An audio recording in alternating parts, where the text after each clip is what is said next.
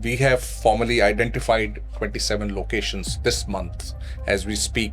So what do you think, what has necessitated us to do this? In the early 50s and 60s, we had this great hope that we are going to be friends, which was not very logical or rational to begin with. Okay. But better late than never. Zangnan is something which the Chinese suddenly say that is null and void. I wonder why. Since you mentioned Zangnan, we need to understand where this term is coming from. Right. What does that mean? See, and Zang combined together means the Western treasure trove. So Tibet is their Western treasure trove. Okay, they have called it Xizang forever. That's what the name is in Chinese.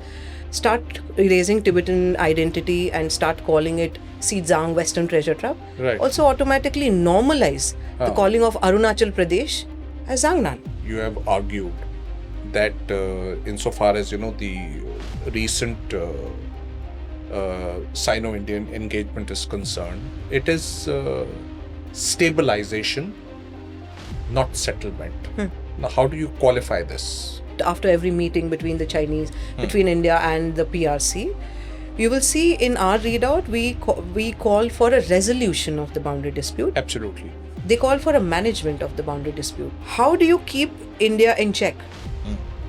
Make it manage the boundary dispute, because it requires men, women, personnel, money, attention, focus, which India could also use on its economic betterment, Yes. improvement. Yes. Keep, make India douse the flames constantly in the neighborhood, at the borders. Keep the pot burning. Keep it deflected. That's why manage the boundary dispute.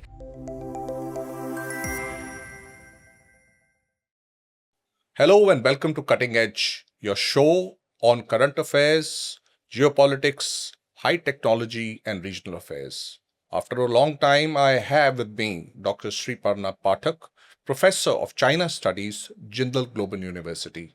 She's an erudite scholar of China, and today we are going to be discussing as to what's happening in China, especially in Arunachal Pradesh, and more importantly, the ambassador of the United States visiting Ladakh.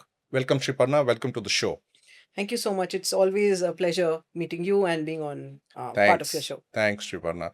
So let me start straight away with you, insofar as you're a scholar of China studies, and the broader pattern of China's periodic naming of these places. Everybody seems to be naming these places in Arunachal Pradesh. And I think this pattern started sometime around 2017. That's the time it really started. So what do you think? This is what, a cartographic aggression, or some psychological warfare, some legal warfare? What is it? It's something which is much more layered and a combination of all of these. Right. It's a sustained multi-domain grey zone campaign which combines cartographic aggression with psychological and legal warfare. And it's all a part of China's three warfare strategies. Now, as you said, it has issued successive official so-called standardized lists for locations in Arunachal Pradesh, 2017, 2021, 2023, 2025, and so on. The timing is rarely random, and it is often reactive to either Indian or to Tibetan actions. If we go back to 2017, the 27 list which China came up with followed His Holiness the Dalai Lama's visit to Tawang. The later batches which they came up with, they coincided with or followed events such as the 2021 Tawang clash context, the Sila Tunnel inauguration in 2024, or some periods of diplomatic engagement. So there is clearly a signal which is going on. So it's multi-layered, and it combines a lot of different things, and it goes back to China's three warfare strategy. Oh, excellent. So let's come back now, from all the way from 2017 to 2026. And, this is the time when we have formally identified 27 locations this month as we speak, and a couple of geographical features in Arunachal, which include, Longju, Maja, Thagla, Zola, and so many others, and with their standard names on the Survey of India maps, which is the gold standard insofar as India is concerned. So what do you think? What has necessitated us to do this? What do you think? Is the timing correct? What is it? The timing is correct. It would have been greater if it was done early on. But Right. then, of course, in the early 50s and 60s, we had this great hope that we are going to be friends, which was not very logical or rational to begin with. Okay. But better late than never. So I think the timing is right. In a simple way, if you are say if God forbid, if you and I were to be enemies, and you know that I'm eyeing your property. If you leave your doors wide open, why would I not walk in and grab the property, right? Right. So, which is what China has always been doing. So, this the fact that we have identified 27 locations and geographical features, and we have standardized their names on the survey of India maps, is a great thing.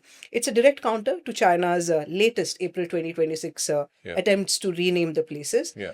Again, the timing is important. It's timed right before the special representatives boundary talks and the BRICS summit, and it's just showcasing that India has firmness, and we're not engaging in kinetic escalation, which the PRC keeps doing. Absolutely. India's strategy is not like theirs.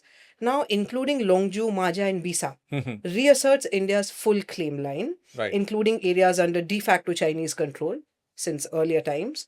Now, including Thagla, Zola, Rizala, Pukurla, key high altitude passes, which are all tied to the 1962 war Of course. and ongoing LSC Yeah, all law, sensitivity. essentially, all Yeah, passes. yeah. So it's great that, it is also showcasing that we haven't forgotten that these are our territories. Just because you're sitting on them and trying to grab them Yeah. doesn't remove the fact or doesn't reduce the fact or the intensity of the fact that Right. these are Indian territories. Of course. And because Jaswantgarh and Shere Thapa Memorial Mhm. have also been added, these are to embed the 1962 resistance Of course. from India's side and national sacrifice onto official topography. Mhm. So I would say it's a great move.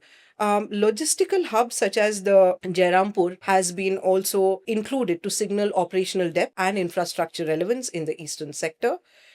It creates an authoritative Indian cartographic record for the governance. Right. China wants to look, it doesn't have any record.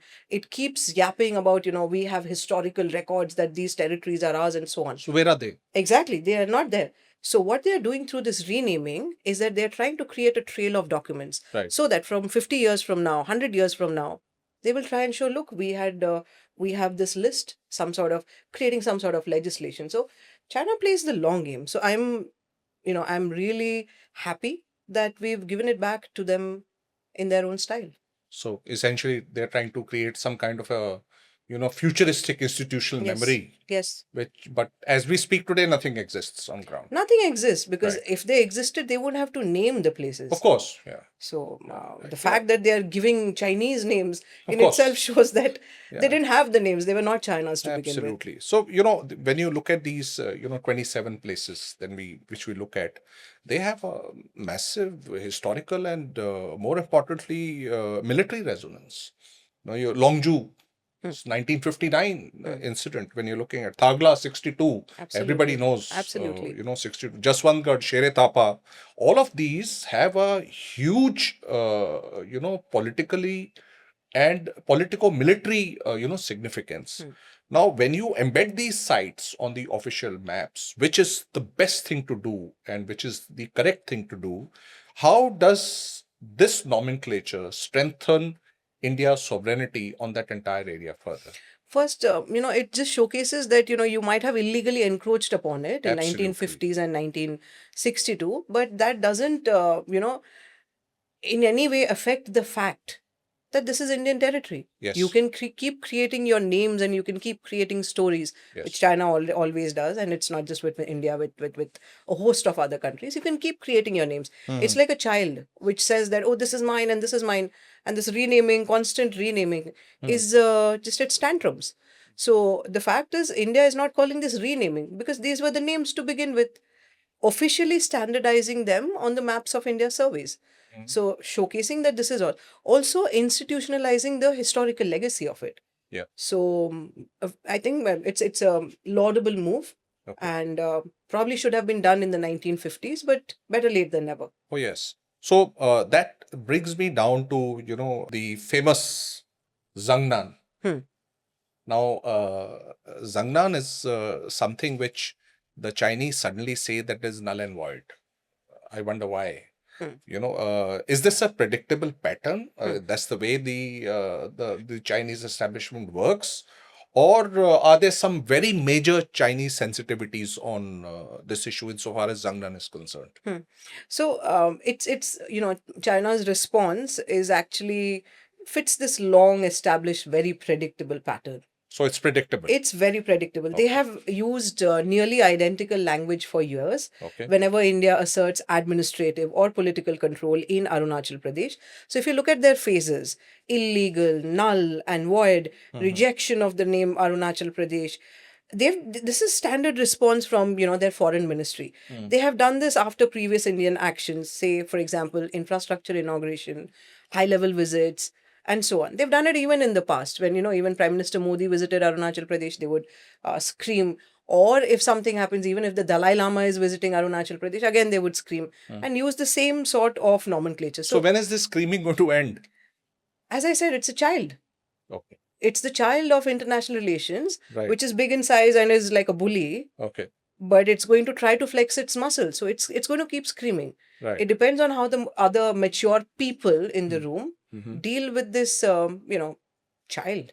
So going back to the question, the same script, null, void, illegal. It's appeared after China's own periodic renaming. Yeah. In 2017, in 2021, in 2023, 24. So it just showcases, the intensity of the language also showcases their sensitivities. Right. So it's really predictable. They've done it in the past, and they're giving way to the fact that they're really, really insecure. So, what India has done this time, it's just showcasing to them that, look, you don't have a monopoly on the naming game. Absolutely. For nearly a decade, China alone issued these successive standardized lists. Yeah. Now, India's mapping of these locations breaks that one-sided pattern, which is why they are very jittery now and they're very angry. So, and they're showcasing their sensitivity. So let me come down to what you just mentioned. There are those released periodic batches of these standardized names, as they call it. The count goes beyond 100. You're aware, you just mentioned. And these claims are on land China has never historically controlled. Never historically controlled, right? If you even read the texts and you read a huge amount of research papers, you will find that it was never in their control beyond a point. So how effective is this tactic when you look at it as the professor of China studies? In your view, how is this tactic in the information and legal domains counter? I'll first talk about the narrative which they are trying and then go into the legal domains. The language is designed for domestic audiences. Only. For others as well, but just to give you an example, sir. Say you have your mother tongue and I have my own mother tongue, right? Right. So the state that I belong to uses my mother tongue and it has these places. All of a sudden, if someone else comes in from outside and says that, no, I will name it in some other language, and now this is how ridiculous or ludicrous does that look? It's the same sort of thing, right? Since you mentioned Zangnan, we need to understand where this term is coming from. Right. Now, Tibet was called Tibet in English language publications of the PRC roughly till 2023. And then they released their white paper and they start calling it Xizang even in English. In 2023. Yeah, white paper on Xizang. It should be white paper in Tibet because that's the, English term for it. Correct. But even in English, they're pushing the name Xizang. What does that mean? Xi, and Zang combined together means the Western treasure trove. So Tibet is their Western treasure trove. Okay. They have called it Xizang forever. That's what the name is in Chinese. Now, what they're naming Tibet, of course, this has a separate story, which I'll come to in a bit. But this has strategic implications for India. Why? Just below that area, the Western treasure trove, what lies? Just below it would be its south, would be the southern treasure trove, Zangnan.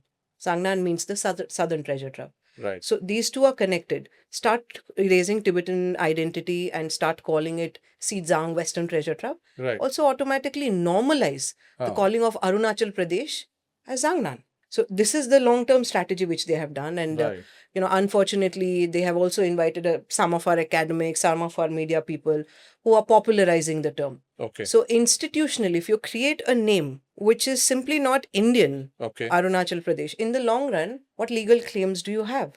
So they're aiming for the long run. If you do this for 50 years, and say if it's a child who is now, 5 years old, and then grows up later, always hearing the term Xizang, Zangnan, So he or she thinks that this is Zangnan. So Mm. this is not even Hindi. This is not even one of the Indian Mm, languages. mm. How could this be really us? Yeah. Right? So it's Mandarin, so that's Yeah. the way So it is. Okay. erase the institutional Very memory. smart, huh? Smart. They Very play the smart. long game. Right. In terms of legalities, again, creating that paper trail, saying that, look, this has always been called this. In every document that they're releasing, constantly calling it that. And it's a multi-domain thing. If you, when DeepSeek was launched, and apparently it took the world by storm, whatever, they copied OpenAI's models and so on.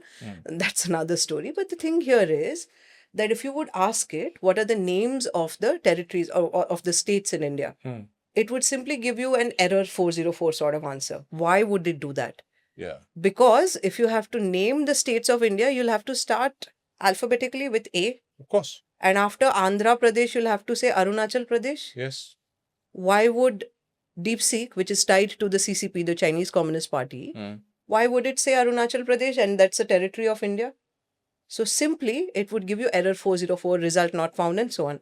It's great that we are not using DeepSeek. Thank So God. this also is to change the mindset and to change the nomenclature. And this is aimed for the long run. So cartographic nomenclature, institutional memory, Yes. digital footprint, all of these things for Together. a later bigger game. Yes. which is- Multi-domain. Okay.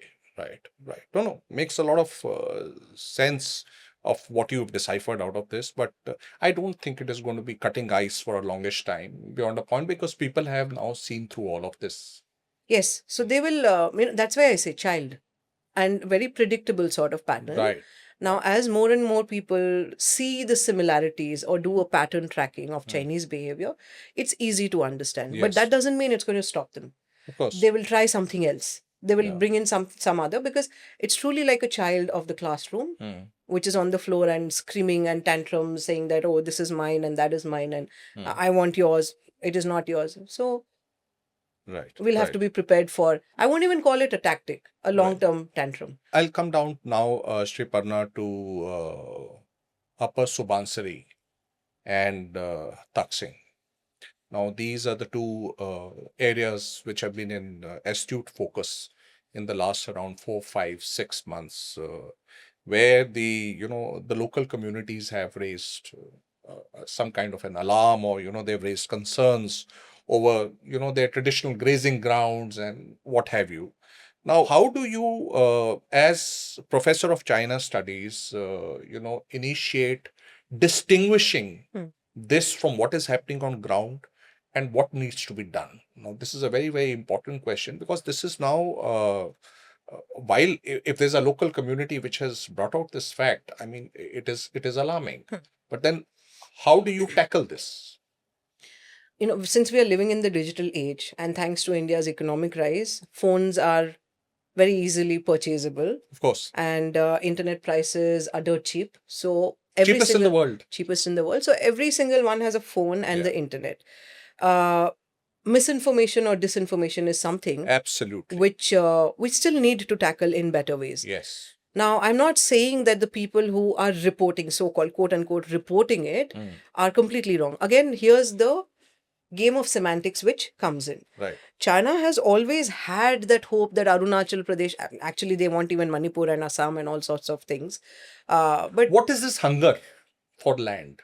child, Okay. I we want get back. I want more and I want more and I want more. As problematic as other countries in the world also might be, and I'm not talking about Pakistan over here, the thing is this desperation for more and more territory, you don't see it elsewhere.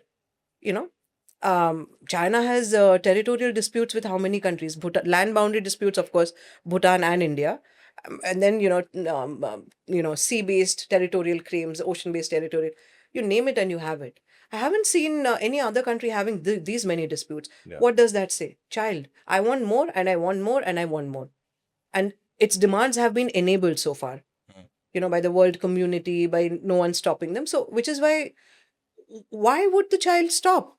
If, he or she is throwing these tantrums and getting his or her way around, there has to be a stop has to be put to it. So I'm glad that India is taking the lead in trying to put a yes. stop. Oh, yes. But just going back, to Upper Subansiri. Now, when we see these videos, people are saying, oh, Chinese army has marched in and taken territory. It is not the same thing as them building Shaokhang villages Mm. or infrastructure, these are two different things. Chinese being spotted from across the border or them coming closer is not equal to them marching, hundreds of kilometers inside of Arunachal Pradesh. There Absolutely. is the game of semantics Yes, of again over course. here. So maybe it is misinformation, which is, just percolating or putting out some information without particularly some malicious intent. Right. It's just that words are interpreted in different ways. Hmm. How do I distinguish between what is accurate or not? The historical baseline is important. We can compare current access and infrastructure against pre 2020 or earlier patterns using satellite imagery, old petrol logs, that is one thing. Second is temporary patrols or seasonal presence is not equal to permanent camps. Never. Third, official verification, army and government, of course, carry their assessments, carry higher weight than community memoranda Of alone. course. And local concerns about livelihood, cultural access are definitely there. But the fact is that it is not equal to China coming in and taking Indian territory, or Arunachal is being given up. Because in this game of semantics plus misinformation, I've seen scores of these videos saying that, acha, now we'll have to say bye bye to Arunachal. We are now Chinese. This is just, It's just it's propaganda, yes, essentially. propaganda, but maybe it's just too much of emotional outburst. Yeah. Right. There is no way to control this, because Right. now, see, if it's a news media, you can still say that, this is very propagandist, or this is fake information, this is wrong, or so So, on. is there some way to, get into the veracity of it? Do we need to do something about this to up the information war ante, or what is it? I think India definitely needs to understand that disinformation is a big thing. Oh, yeah. And China has ways, you name it and you have it. It has scores and scores of ways. It's not just restricted to paying certain academics and media course. professional and peddling the narratives. Mm. But given the fact that, information age is the new thing, and they understand India is a democracy, world's largest democracy. Yeah. Every democracy has fissure points. Try and create more breaches, peddle certain information. It's a very, very long game. So I generally keep saying that we need to have something, a nomenclature and maybe a legal paradigm calling algorithmic manipulation and interference. Right. AMI. AMI, algorithmic Manipulation and manipulation interference. and interference. AMI, that's a great line. AMI. So, EU has something called the Foreign Information Manipulation and Right. Interference. Of course, our problems, concerns are completely different. But there are a lot of countries which are coming up with these standards. So we have PIB fact checks, Indian Army fact checks, Yes.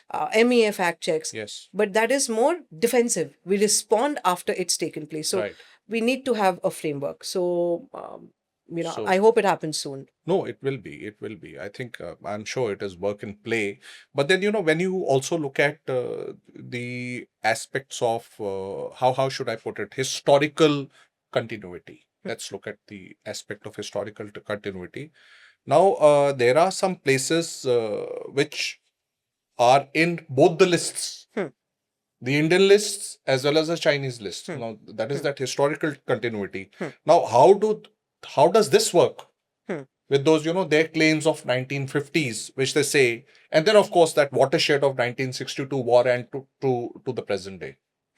So I'll give you an example. Longju was the site of the August 1959 Yeah. clash, Yeah. in which Chinese forces attacked an Indian Assam Rifles post, Absolutely. marking one of the earliest violent assertions of Very violent. Beijing's claim in the eastern sector. Very Now, Thagla Ridge and the adjacent Namka Chu, the valley, became the flashpoint in the opening battles of 1962. Yeah. After the Chinese crossed the McMahon Line. Both locations have remained central to China's this whole territorial narrative ever since. And they've appeared on successive Chinese maps Yes. year after year whenever they've come up with those lines. Now, Chinese maps depict now the entire region as Zangnan or southern Tibet. So now that India has formally identified Longju and Thagla on the 2026 Survey of India maps, it directly confronts the decades-old claim line. Of course. They are claiming it. Yeah. Just because, you breached the McMahon line, you crossed it, and you displayed one of the first incidents of treachery while they kept preaching about brotherhood and I don't know whatever else.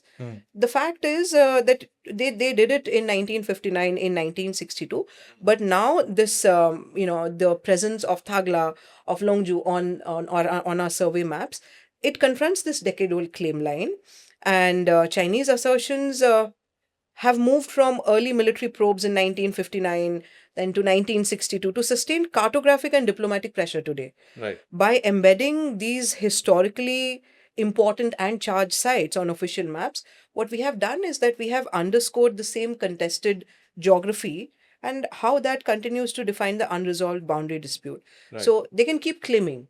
Huh. Again, child. They can make. I know it sounds very hilarious, but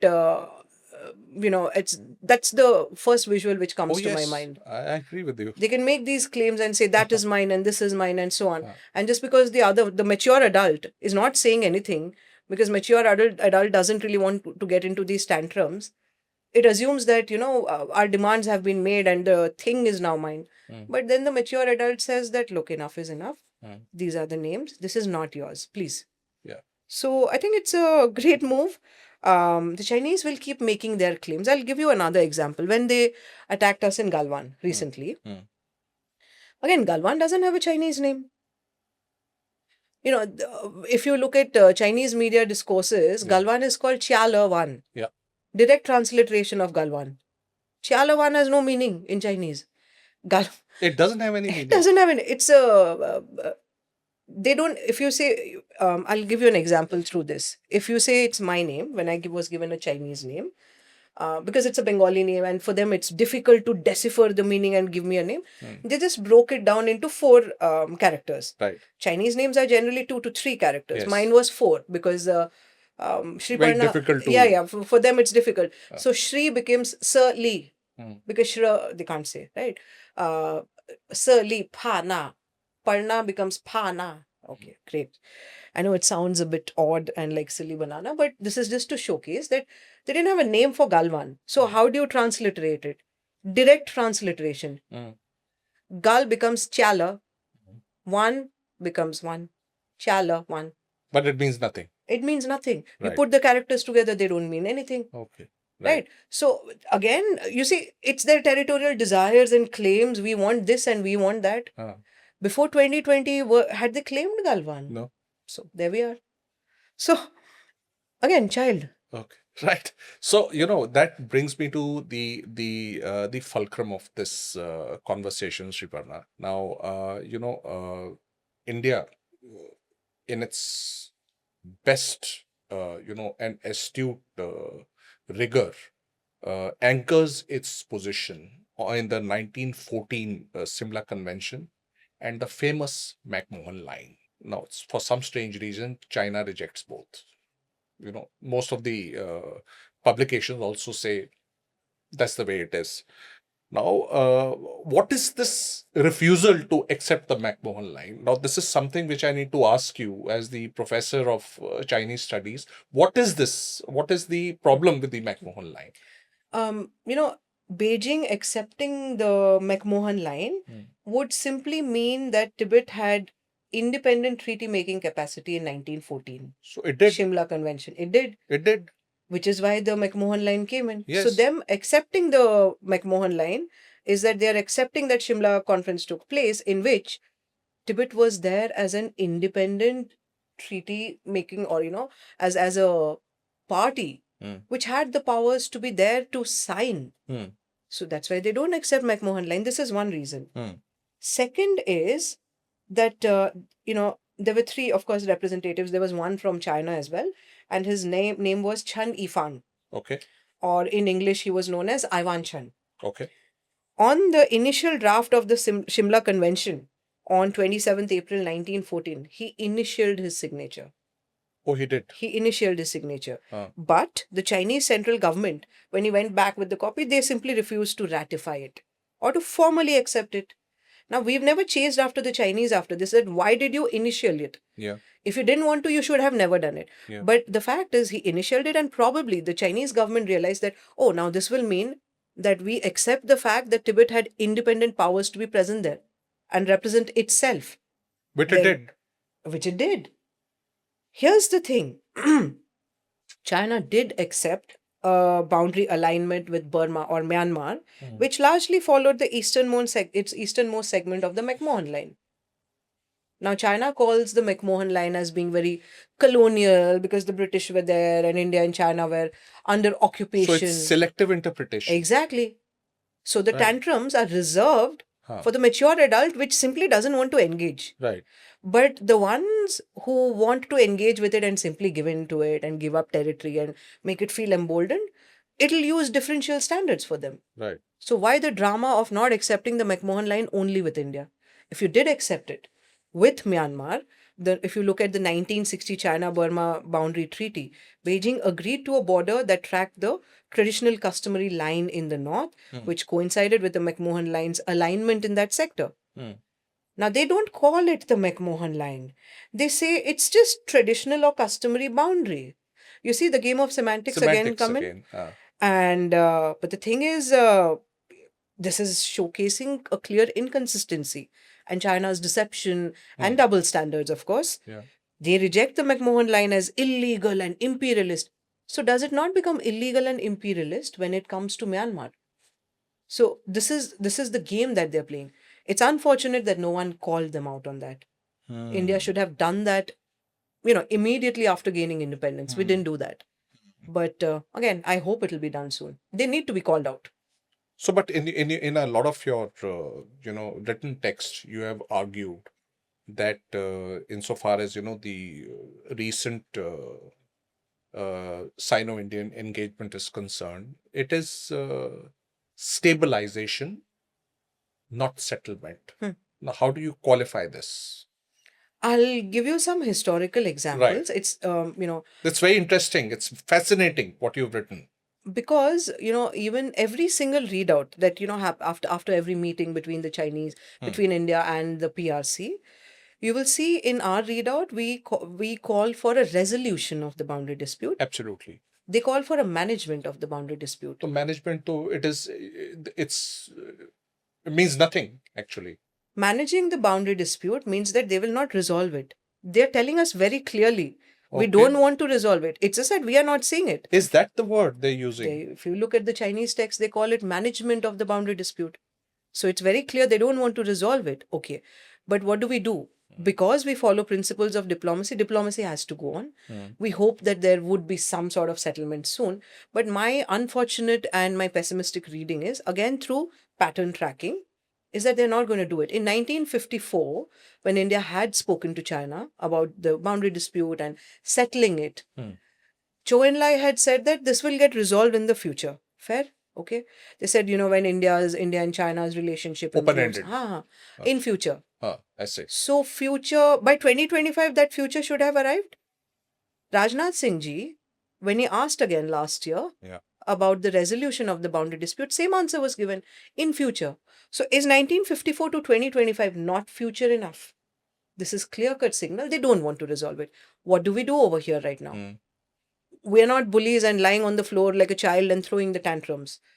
Our stature is not that. We still try to engage. Yes. We want a stable relationship because it's our neighbor. Yes, of course. As ludicrous as Pakistan is, we've still tried to have some normal relationship with them in the past. Right? Same is the case with this one as well. Try to have some sort of normal relationship. Them, why do they not want to resolve the boundary dispute? Their territorial appetite is definitely here. Yes. But there's a longer game. Okay. China understood since 1978 that the best way to have power in the international system is through economic rise. Right. And because the whole world was under this reel of, yes, there'll be economic liberalism and we'll believe in the powers of globalization and trade, China utilized that. It piggybacked on the US and got into the WTO as well. And Peaceful rise and so on. So it understands that if it has the money, it also gets a lot of political power, which now it does. Yes. Now, India is the world's fastest growing major economy right now. We have overtaken China in a lot of different segments, and I'm not going to, deflect into that. How do you keep India in check?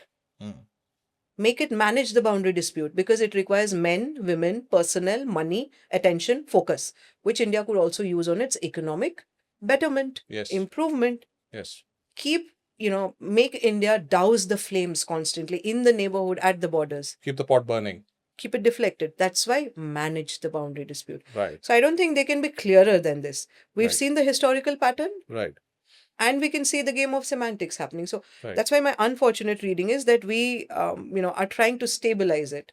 Right. They simply don't want to settle it. Right. So here's where we are. Okay. So that brings me to the last query, Sriparna, which is as we speak today. And we've seen the present UN ambassador in India going to Jammu and Kashmir and giving one of the most astute statements yesterday, which either way is we don't require anybody's endorsement, but it's good if somebody says that, of course. J&K is an integral part of India, and make no mistake, it is either which way. There's no doubt on that. But this is the first time there's a US envoy who has gone to J&K in the last 6 years. Ken Jester was the last guy who went in. And now, for the first time, to my mind, I think he's visiting Ladakh today or tomorrow. So you think this visit is going to get or be unnoticed by Beijing? Or is it going to rattle them? Your views on that?